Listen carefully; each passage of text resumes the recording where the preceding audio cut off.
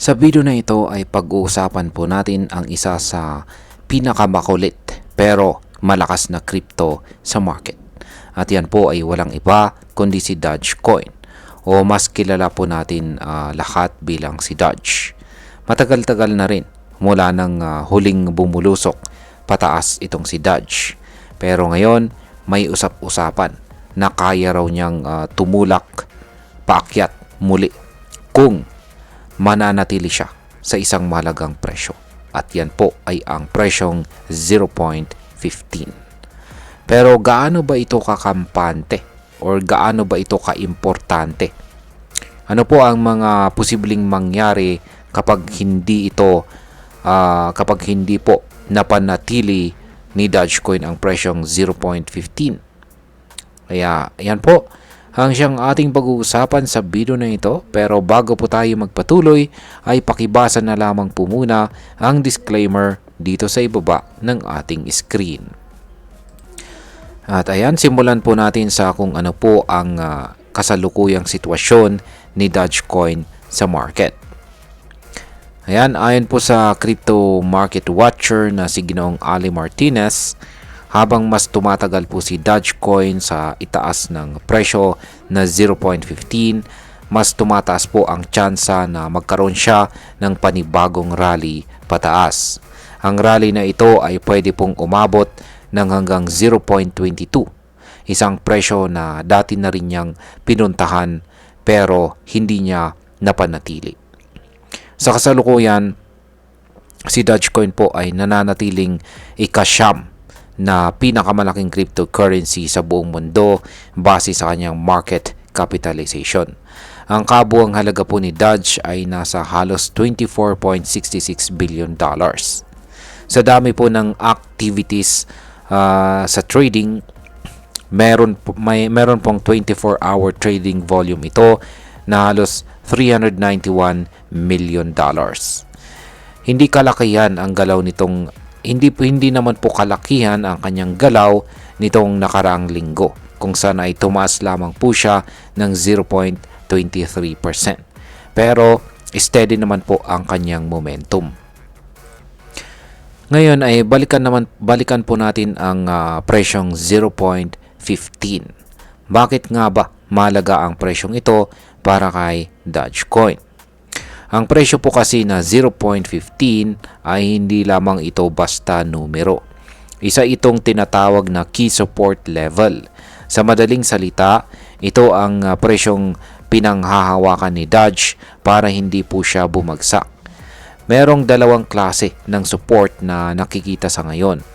Isang horizontal support sa presyong 0.15 at saka isang ascending trend support na kasalukuyang nasa 0.1550. Ang dalawang price level na ito ay nagsisilbi na matibay na pundasyon para hindi bumagsak si Doge. Kapag nabasag po niya ito pababa, ay delikado po ito. Pero kung manatili po siya sa ibabaw nito, posibleng makita natin siyang sumubok muli para umakyat at akyatin ang mataas, mas matataas na mga resistance levels. Ngayon ay ano po ba ang mga resistance levels na kailangan namang basagin ni Dogecoin para magawa niyang magpatuloy sa kanyang pag-angat sa presyo? Ayan. Una ay ang unang resistance level ay nakapwesto po sa presyo na 0.1850. Isa po itong minor horizontal resistance. Ang sunod na resistance ay nakapwesto naman po sa 0.20. Ito po ang tinatawag na psychological level. At ang pangatlong resistance ay ang presyong 0.22 na isang Fibonacci level at saka structural resistance zone. Ang mga level na ito ang nagsisilbing ceiling ni Doge. Kapag nabasag po niya ito, mas malaki ang posibilidad na magpatuloy po ang rally pataas. Pero tandaan natin, hindi ito mangyayari kung hindi niya masustain ang presyo na nasa itaas ng 0.15. Kung bumagsak po siya rito, posibleng bumalik po tayo sa mas mababang presyo gaya ng 0.13. At kapag nangyari ito, baka bumalik po sa bear territory itong si Dodge. Ayan. Ngayon ay ano naman ang sinasabi ng chart dito na binahagi ng crypto expert. Ibinahagi po ng crypto expert na si Ali Martinez ang isang chart dito kung saan ay makikita natin na ang tinatawag na rising trend line na nagsimula pa noong umpisa ng taong 2024. Sa loob po ng ilang buwan ay patuloy po itong umaakyat. At sa bawat pagbagsak ni Dogecoin ay palaging dito po siya tumatalbog pabalik pataas. Ibig sabihin ito ang dynamic support niya. At kamakailan lamang po muling tumalbog si Doge mula sa linya na ito. Isang sinyalis na maaring may panibagong pag-akyat na naman. Kaya naman maraming analyst ang nagsasabi na bullish ang position ni Dogecoin ngayon. Paano naman po naapektuhan ng market sentiment ang galaw ni Doge? Kung titingnan natin ang broader market, medyo neutral to bullish ang sentiment ng mga trader.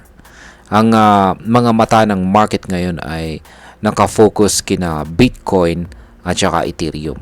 Pero kapag naging bullish po ang buong crypto market, makikinabang din itong si Dogecoin. Hindi lingid sa kaalaman nating lahat na si Dogecoin ay madalas sumabay sa altcoin season. Kaya kung sakaling biglang sumabog po ang market, malaki rin ang chance na sumabay itong si Doge. Ngayon ay pag-usapan na po natin ang posibleng epekto nito para sa atin bilang mga Pinoy crypto traders at investors. Ayan, una po sa lahat, kung isa ka pong long-term holder ni Doge, ay magandang balita ito. Ang posibilidad na umakyat po si Doge sa presyong 0.22 ay nagbibigay po ito ng panibagong pag-asa lalo na sa mga bumili sa mas mataas na presyo. Para naman po sa mga short-term traders, ito ay magandang pagkakataon para mag-buy on support at magbenta kapag tumama na sa resistance. Pero kailangan pa rin ng tamang risk management at huwag pong basta-basta pumasok ng walang plano. At para naman po sa mga bago lamang rito sa crypto, ay magandang aralin ito kung paano gumagana ang support at saka resistance at kung paano po ito nakakaapekto sa mga desisyon natin bilang mga investors. At bilang panghuli, ang masasabi ko naman tungkol dito ay para sa akin si Dogecoin ay parang isang kwelang kaibigan na minsan seryoso, minsan ay hindi. Pero sa kabila ng kanyang meme image ay napapanatili niya.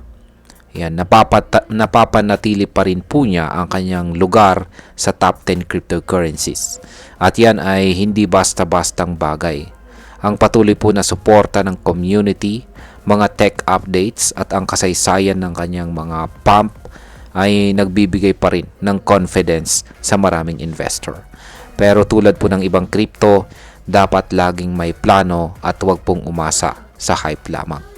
Sa kabuuan, ang 0.15 ay parang huling barikada ni Doge.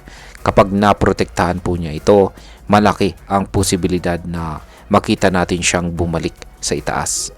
Pero kung hindi, mahirapan na naman siyang bumangon. At ayan, hanggang dito na lamang po tayo sa video na ito mga ka-crypto. Marami pong salamat sa panonood. Ingat po tayo lagi at God bless po sa ating lahat.